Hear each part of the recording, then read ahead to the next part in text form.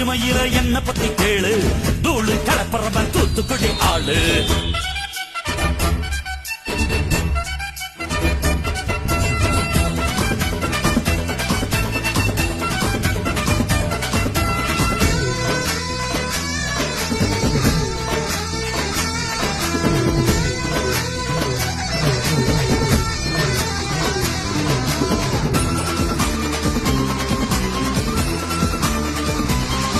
ஒரு காலத்துல தெருவோரத்துல தாயே என்ன தள்ளி வச்சா, இந்த ஜன்மத்தில என்ன பார்க்காதேன்னு கண்ணில் ஊசி வச்சு தச்சா.